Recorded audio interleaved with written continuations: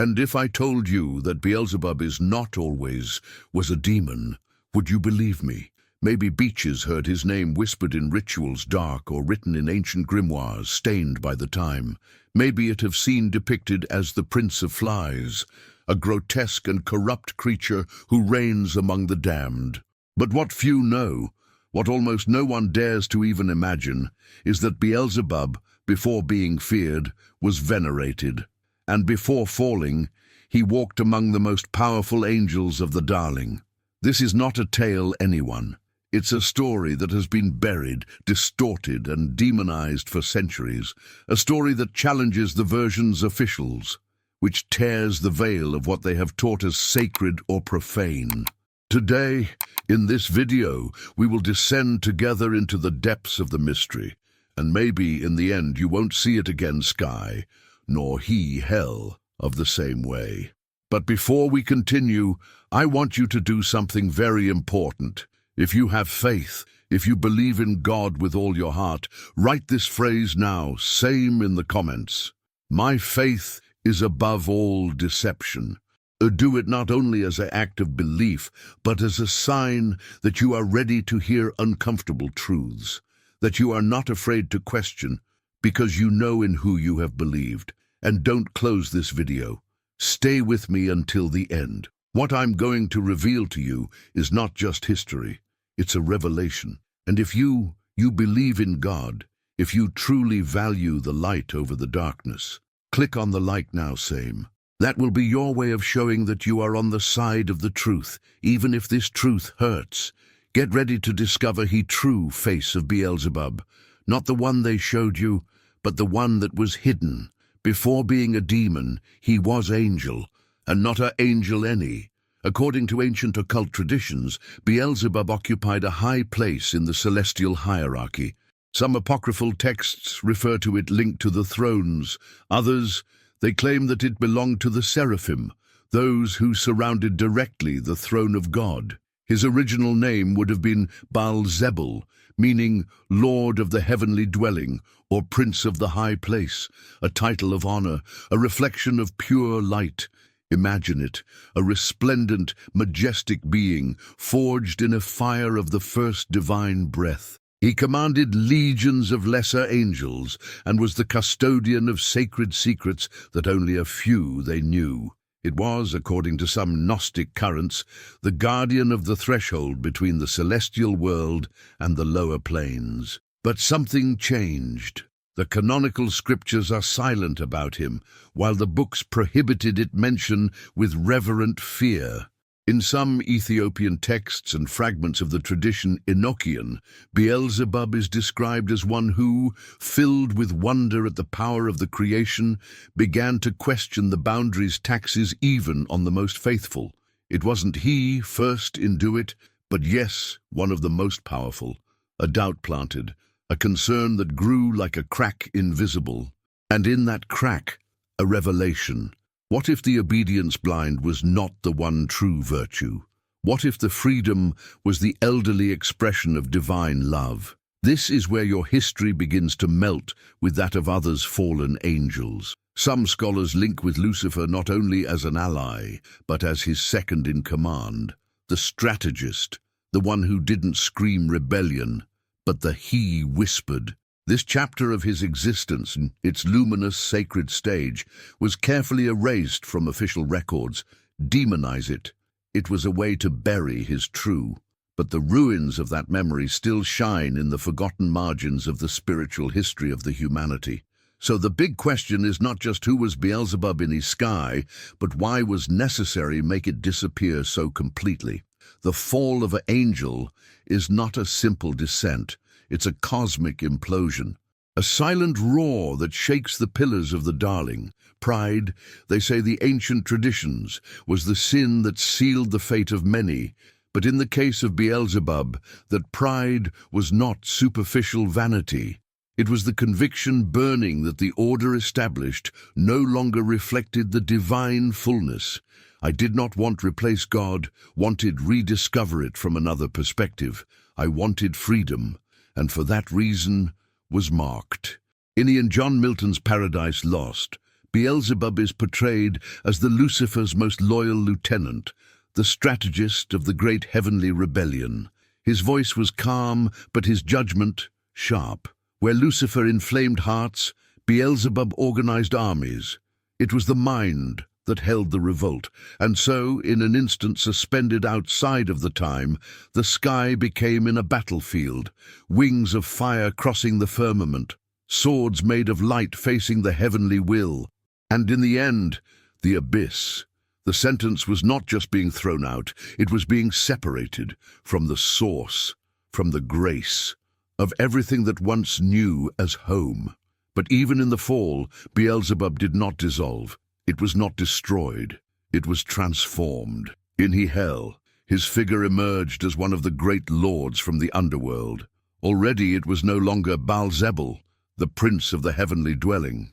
Now it was Beelzebub, the prince of the flies, symbol of the corruption, of the impure, of that which lives among the death and the decomposition. Was this demotion part of a punishment or a strategy to erase his true identity? The story has been told 1,000 times from the perspective of the heavenly victors. But what if the Beelzebub's pride was not arrogance but love for the freedom? What if your rebellion was an act of bravery rather than betrayal?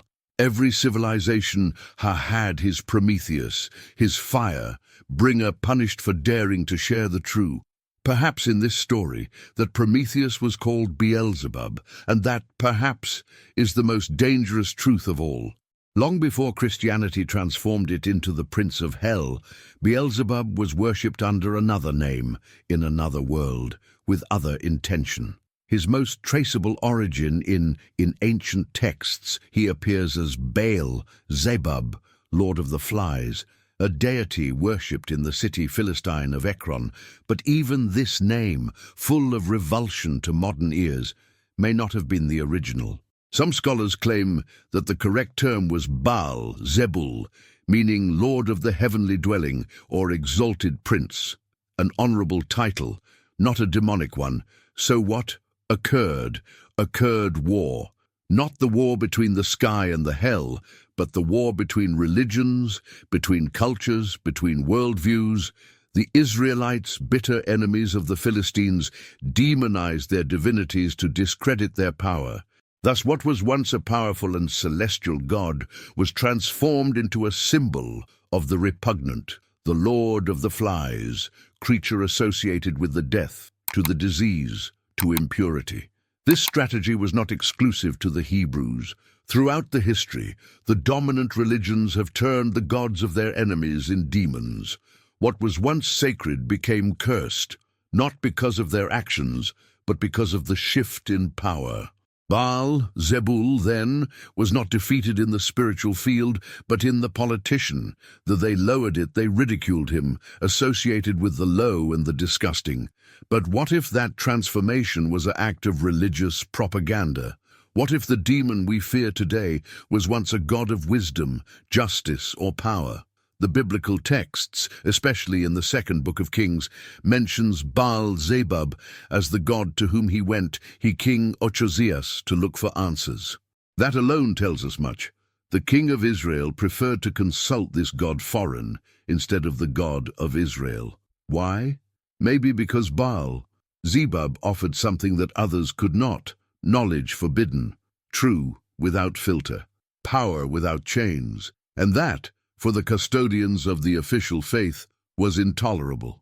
The most terrifying thing about Beelzebub may not be yours demonic image, but what it represents: an erased past, a divinity fallen into disgrace for speaking too loudly. If there is a name that resounds in the walls of monasteries, in the pages of grimoires prohibited, and in the nightmares of exorcists, that's Beelzebub. In the demonology medieval Christian, Beelzebub is not just a demon, he is one of the great kings of the hell. In some hierarchies is considered part of the supreme infernal triad, along with Lucifer and Leviathan. In others, it is even more feared than the Satan himself. Why?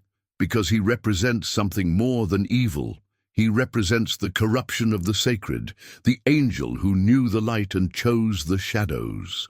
The Dictionnaire Infernal, a key work of occultism 19th century, it described as the Lord of the Flies, but also as the commander of countless demonic legions.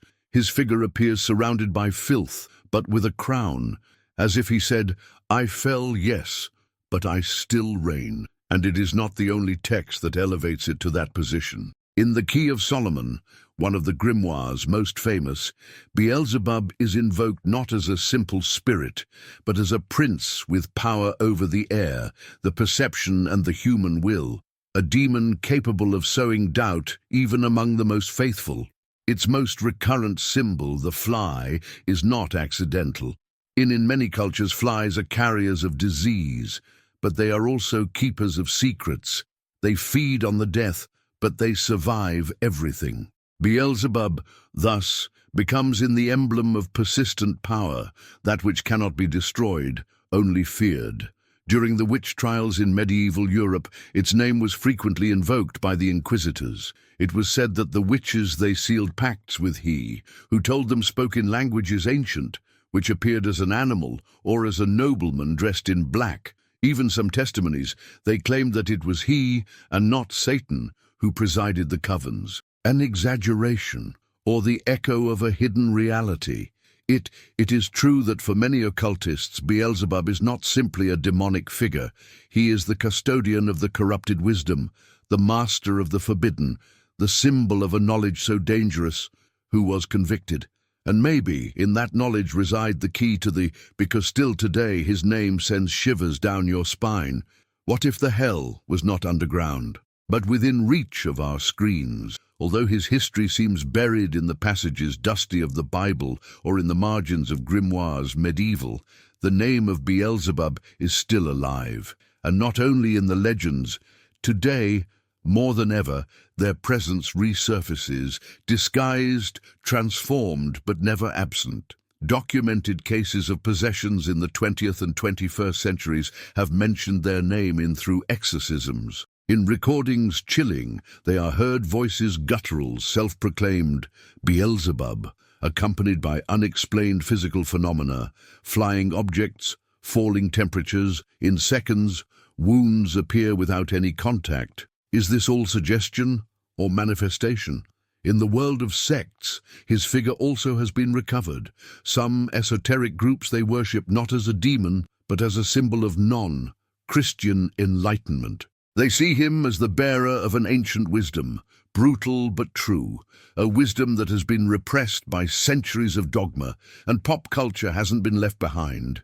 From horror movies to song lyrics, comics and video games, Beelzebub has become icon of absolute evil, but also in the form of resistance, of questioning, of rebellion.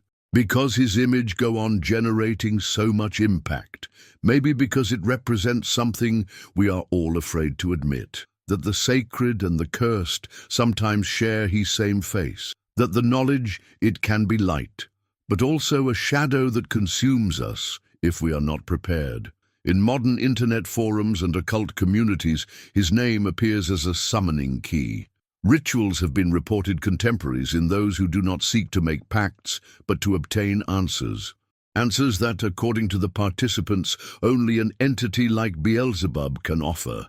What if his presence never left? What if we simply learned to hide among our new forms of faith, our new technologies, our new shadows? Maybe Beelzebub's greatest power is not to possess bodies, but to continue generating questions that the official religion does not know or does not want to answer. And there, right in that void of certainties, his reign continues. After all you've been through, heard, who do you think it's really? Beelzebub, a fallen angel, a demonized god, a symbol of spiritual rebellion, or a simple echo of our collective shadows? What is clear is that its history, whether real, mythical, or metaphysical, has been shaped by the fear, politics, and power. What was once light became darkness, not by itself same, but because someone decided to turn off his calls. Beelzebub represents that part of the history that is denied to us. Knowledge forbidden, the awkward question, the truth that burns. And perhaps that's why he is still with us, not as a literal figure, but as a symbolic presence, as a warning, or as an invitation. Today, more than ever, we live time in those for whom the spiritual has been reduced to empty dogmas, to rituals soulless, and figures like Beelzebub force us to look beyond, to question, to remember that even the fallen were once close to the light. Maybe the true power of this story is not knowing who was he, but to discover what part of us is reflected in his fall. Because everyone, at some point, we have all felt the temptation to challenge it established, to search for a truth own, to break sacred chains. And maybe that doesn't does demons, but human beings in search of something more. Now I ask you, what do you think about this story? Do you think Beelzebub was victim of spiritual warfare, or simply he face of evil disguised as light? Leave your opinion in the comments. I will be reading each one. And if this history made you reflect, question or feel something deep, don't go away without leave your like. That's your way of supporting us in continuing to reveal these hidden truths. And subscribe to the channel if you haven't already. You have done, because in this space, we don't tell stories. We unearth mysteries. Is there a riddle you would like to see in the next video? Write it down. Maybe that's your theory, the one we reveal in the next installment. Thanks for staying until the end. And remember, sometimes the darker names hide the older lights.